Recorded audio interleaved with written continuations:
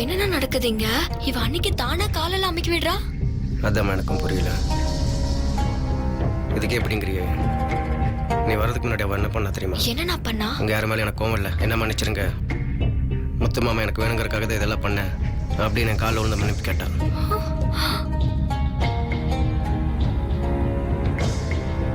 பயங்கரமா ஸ்டண்ட் கட்டுறாங்கண்ணே. அடிக்கிற பெல்ட்டில இவங்க கிட்ட அரசியல்வாதியே தோத்து போயிடுவாங்க போல இருக்கு. இவன் சாதாரண ஆள் இல்லை மாப்பிள்ள தம்பி. இன்னைக்கு அவன் காலில் விழுந்திருக்கான்னா நாளைக்கு அவன் என் காலை வாரி விட போறான்னு அர்த்தம். என்னமோ பெருசாக பண்ண போறான்னு எனக்கு நல்லா தெரியுது. அது எதுவாக இருந்தாலும் சரி, அவன் நினைக்கிறது நடக்கக்கூடாது. போன தடவை ஏமாந்த மாதிரி இந்த தடவை ஏமாத்தக்கூடாது. அதை தடுத்தே ஆகணும். பாத்துருவோண்ணே. பாத்துருவோன்னு அசால்ட்டாக இருந்துக்கூடாது மாப்பிள்ள தம்பி. அவளை கண்காணிச்சுட்டே இருக்கணும். கொஞ்சம் அசந்தம் கண்ணில் மண்ணை தூக்கிட்டு போயிடுவா. ஆமாண்ணே, அவளா நாமலான்னு கண்டிப்பா பாத்துருவோம்.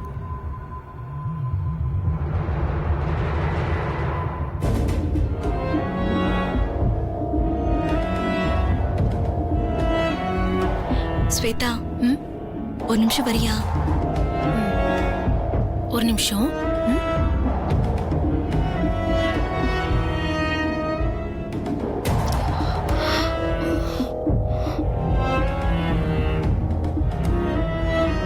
என்னடி, என்ன விஷயம்?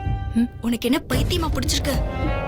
மேல உன்னோட கல்யாணத்தை பத்தி எங்ககிட்ட அவ்வளவு பேசின, ஆனா இங்க வந்து வெண்ணிலாக்கு காலமிக்கி விட்டு மன்னிப்பு வேற கேக்குற. அண்ணாமலை காலெல்லாம் பிடிக்கிற. எதுக்குடி இதெல்லாம்? நான் காரணம் இல்லாம ஏதாவது பண்ணுவேனாடி? அதான் என்ன காரணம்னு கேக்குறோம். ஆதாயம் இல்லாம நான் எதுவும் செய்ய மாட்டேன்னு உங்களுக்கு தெரியாதா? உத்தர்ச மாமாவை நான் கல்யாணம் பண்ணிக்க எந்த தடையும் வராதுன்னு சொல்லி அவர் தாலி தோஷம் பூஜையில கலந்துக்கிறதா சொல்லிட்டாரு. இந்த சூழ்நிலையில பூஜைக்கு வர மாமாவுக்கே தெரியாம திடீர்னு நான் அவரை என் கழுத்துல தாலிய கட்ட வைக்க போறேன்னு இப்பதானே சொன்னேன். இந்த மாதிரி சந்தர்ப்பத்துல யாருக்கும் எந்த சந்தேகமும் வராம இருக்கிறதுக்காக தான் இந்த நடிப்பு நடிக்கிறேன். சரி ஸ்வேதா, உன்னோட திட்டம் தான் என்ன? நான் நடிக்கிறத இவங்க நம்ப மாட்டாங்கன்னு எனக்கு நல்லாவே தெரியும். நான் ஏதோ பண்ண போறேன்னு உன்னிப்பா கவனிச்சு அதுக்காக காத்திருந்து இன்னைக்கு ஊஞ்சி போய் படுத்து எல்லாரும் நல்லா தூங்கிடுவாங்க. அதுக்கப்புறம் தான் என் திட்டமே ஆரம்பிக்கும். அது வரைக்கும் என் நடிப்பும் தொடரும். கல்யாணம் மட்டும் முடியட்டும், அதுக்கப்புறம் இவங்க எல்லாரையும் ஒரு கை பாக்குறனா இல்லையான்னு பாரு. ஸ்வேதா இருடி, இப்ப எங்க போற? உங்ககிட்ட எல்லாம் நான் வெட்டி பேச்சு பேசிட்டு இருக்க முடியாதுடி. வெண்ணிலா பாவம் கால் வலியில அவஸ்தைப்படுறா. அவளுக்கு போய் நான் கால் அமைக்கி விடணும். நான் வரேன். நடிப்புல இவ்வளவு ஜெயிக்க யாராலையும் முடியாதுடி. இவங்களுக்கு வேற வேலையே கிடையாது. Nonsense talk. நீ காலுக்குள்ள வெண்ணிலா அமைக்கி விடுறேன்.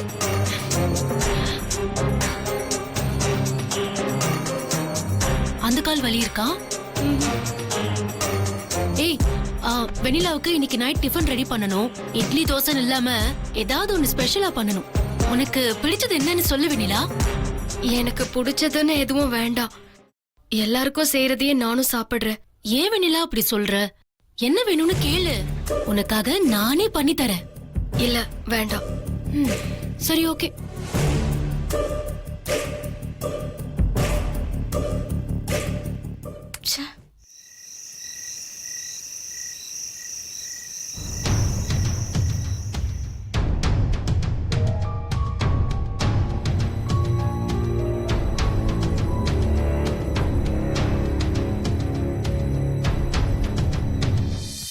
ஜனனி, நான் சொன்னதெல்லாம் நல்லா ஞாபகம் இருக்குல்ல?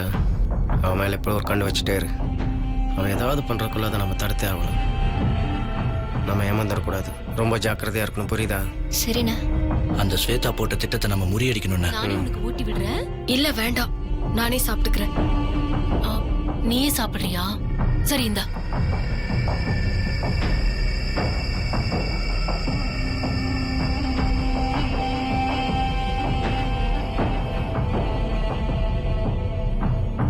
நீ சாப்பிட்டுட்டு நான் ஒரு நிமிஷத்துல வந்துடுறேன்.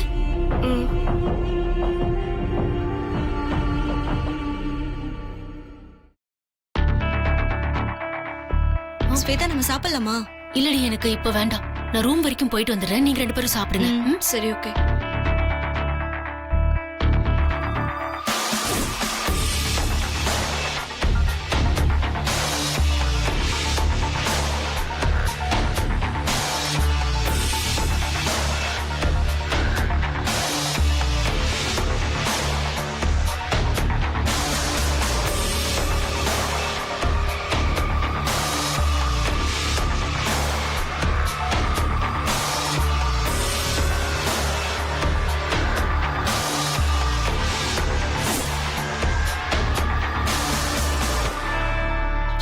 சாப்பிடலாம்.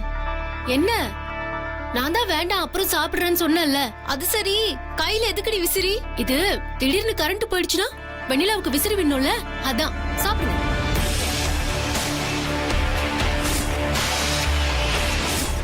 என்ன இவ எப்பவும் இல்லாத மாதிரி இன்னைக்கு ஓவர சீன் மேலே சீன் போட்டுட்டு இருக்கா. என்ன பண்ண போறான்னு தெரியலையே. சாப்பிட்டியா?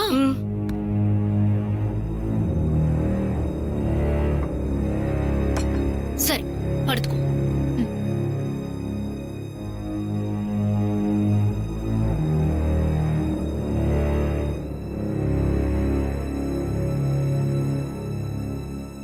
ஐயோ வேண்டாம் வேண்டாம், எனக்கு காலெல்லாம் வலிக்கல.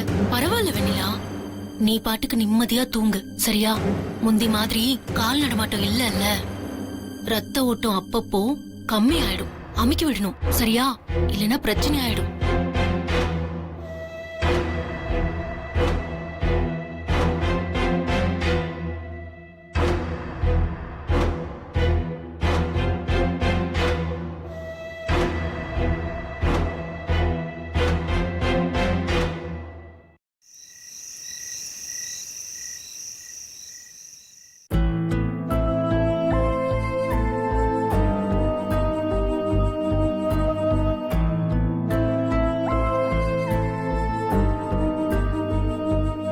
ஜனனி, ஸ்வேதா என்ன பண்றான்னு பார்த்துட்டு வா.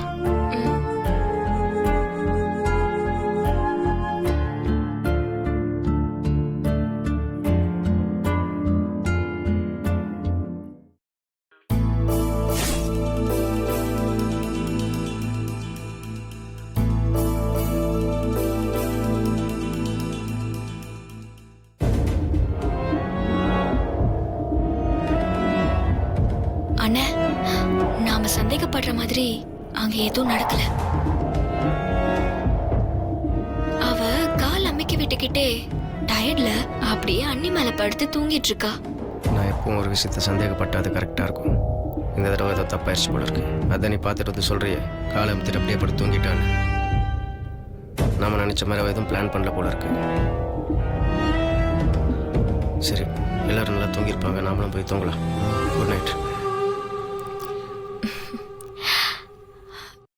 Gautham, good night. Good night.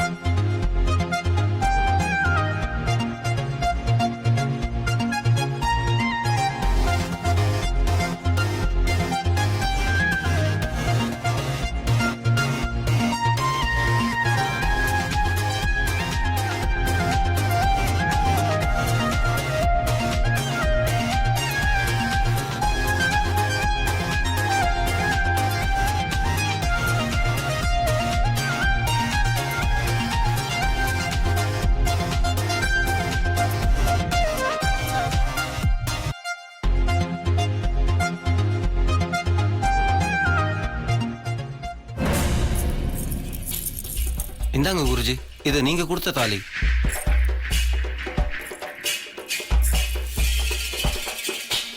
இது நான் செஞ்சு கொண்டு வந்த தாலி.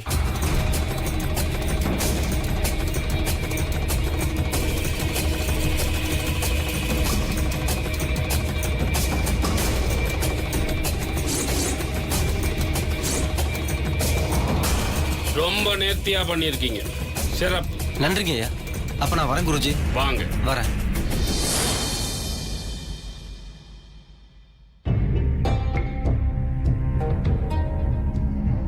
அர்ச்சனா, ஸ்வேதா சொன்ன மாதிரி எல்லாரும் தூங்கிட்டாங்களான்னு பார்த்துட்டு அதுக்கப்புறமா ஸ்வேதாவை போய் பார்க்கலாம். சரி பார்க்கலாம்.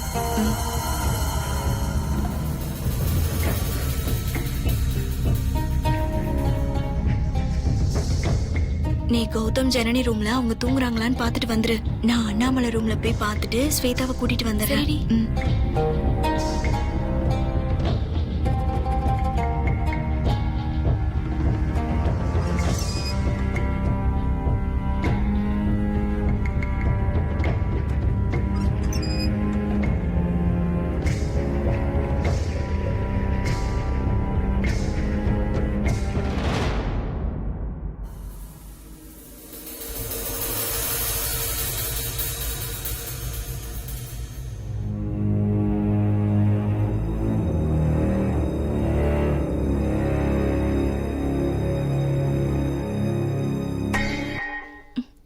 என்ன சத்தம்?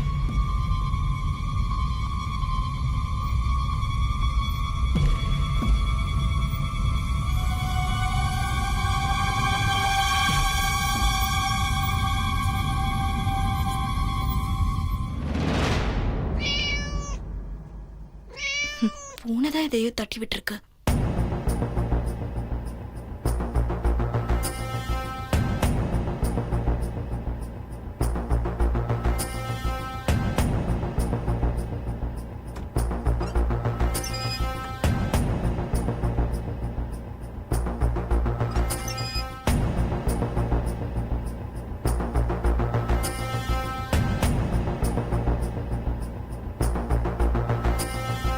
ஸ்வேதா, ஷ்.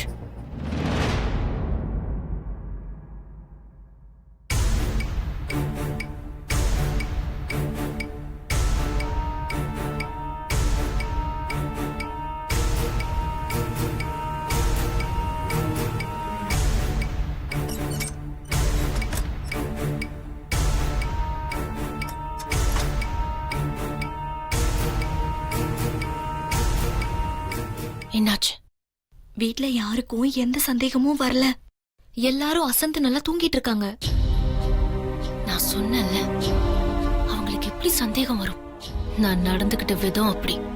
அதான் யாருக்கும் சந்தேகம் வராம பண்ணிருக்கு. சைலண்டா சீக்கிரமா கிளம்பி கோயிலுக்கு போகணும். நீங்க 2 பேரும் போய் ரெடி ஆகுங்க, நானும் போய் ரெடி ஆகுறேன். சரியா? சீக்கிரம். சரி ஸ்வேதா, வா.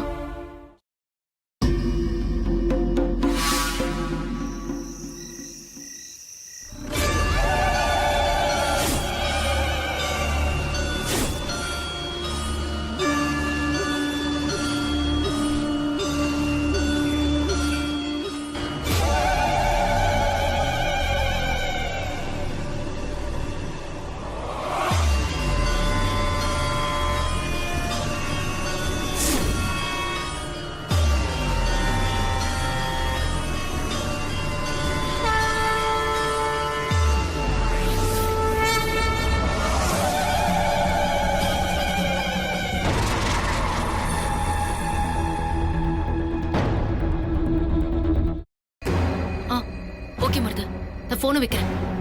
இன்னும் கொஞ்ச நேரத்துல நான் வீட்ல இருந்து கிளம்பிடுவேன். சரி, பாய். ஸ்வேதா, இப்ப எதுக்குடி மருது கிட்ட சொல்லி ஆளுங்களை அரேஞ்ச் பண்ற? உனக்கு தெரியாதுடி, என்னோட கல்யாணம் எத்தனையோ தடவை நடக்க முடியாம தடைப்பட்டுக்கிட்டே இருக்கு. அதனால கல்யாணத்தை நடத்துறதுக்கு நான் எடுக்கிற எல்லா முயற்சியிலையும் கவனத்தோட இருக்கேன். எந்த தடையும் வந்துடக்கூடாதுன்னு தான் அடியாட்களை ஏற்பாடு பண்ணிருக்கேன். மாமா கிட்ட பேசி எப்படியாவது சமாதானப்படுத்தி கல்யாணத்தை நடத்தி முடிச்சிடணும்.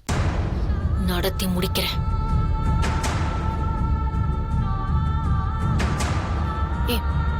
இந்த நகையெல்லாம் தனியா எடுத்து வச்சுக்கோ. ஏன் நீ நகையெல்லாம் போட்டுக்க வேண்டியது தானே? இப்பவே நான் எல்லா நகையும் போட்டுக்கிட்டு ரெடி ஆகி நின்னா மாமாவுக்கு இவ ஏன் மணப்பெண் மாதிரி நிக்கறான்னு சந்தேகம் வரும். புரியுதா? கோயிலுக்கு போய் நிமிஷ நேரத்துல நான் தயாராயிட்டு வந்து தாலிய என் கழுத்துல கட்டுங்கன்னு சொன்னா அவரால மறுக்கவே முடியாது. ஒருவேளை உன் மாமா தாலிய கட்ட மாட்டேன்னு மறுத்துட்டா என்ன பண்ண போற ஸ்வேதா?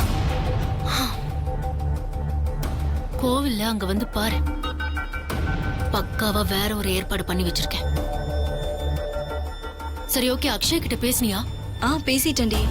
அவ குருஜி கிட்ட இருந்து தாலி வாங்கிட்டு நேரா அங்க வந்துறேன்னு சொல்லிருக்கா. சரி, ஓகே. வாங்க நம்ம கிளம்பலாம். சரி.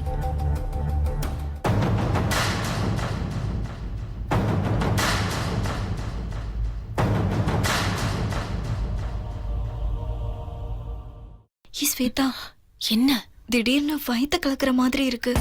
நீங்க முன்னாடி போங்க, நான் ரெஸ்ட் ரூம் போயிட்டு வந்துடுறேன். என்ன விளையாடுறியா? பிரம்ம முகூர்த்தத்துல நாம அங்க இருக்கணும்னு சொல்லிக்கிட்டு இருக்கேன். இப்ப போய் ரெஸ்ட் ரூம்க்கு போறேன்னு சொல்ற அறிவில்ல? ஐயோ, இதை எப்படி அடக்க முடியும்? நீங்க போங்க, நான் வந்துடுறேன். சரி, சீக்கிரமா வந்து தொலை. அந்த பேக் அவ கிட்ட கொடு. நீ போ. நீ வாடி.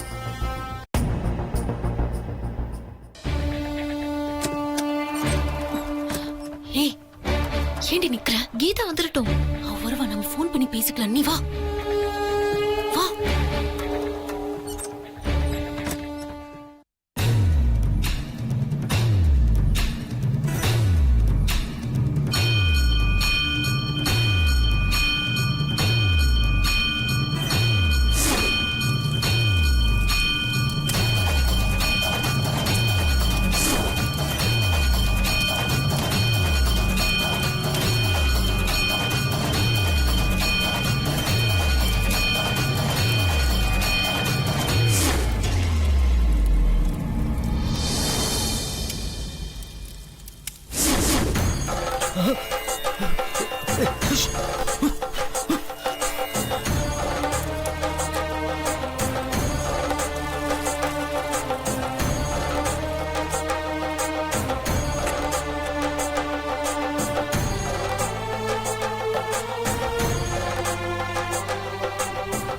எப்படி திடீர்னு நெருப்பு பத்திக்கிச்சு?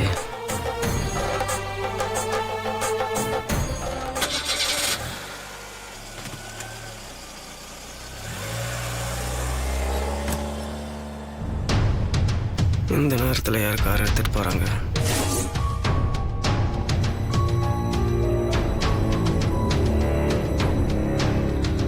என்ன நடக்குதுன்னு புரியலையே.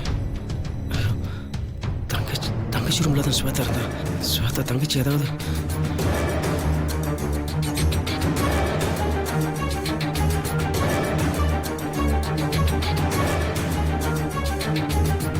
ஸ்வேதாவை காணோம். எங்க போனான்னு தெரியலையே.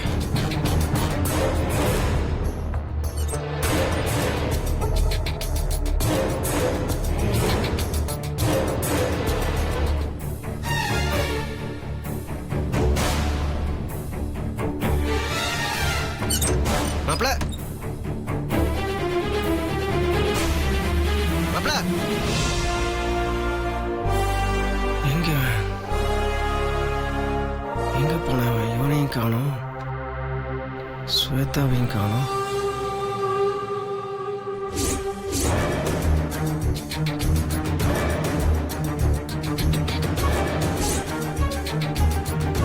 பட்டு வேட்டி பட்டு சட்டை பாக்ஸ். இந்நேரத்துக்கு எதுக்கு பட்டு வேட்டி பட்டு? வெண்ணில ரூம்ல ஸ்வேதா. ஐயோ, நான் சந்தேகப்பட்டது சரியா போச்சு. வெண்ணிலாவை காலம் திட்டு அப்படியே தூங்குற மாதிரி நடிச்சு ஏமாத்திட்டா ஸ்வேதா.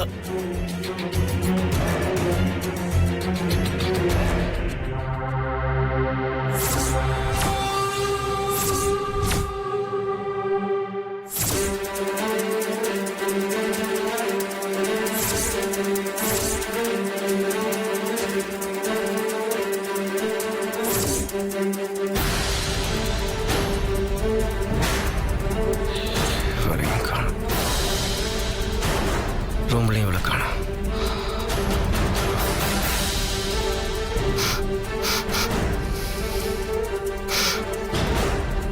பர்ஃப்யூம் போட்டுட்டு போயிருக்கா.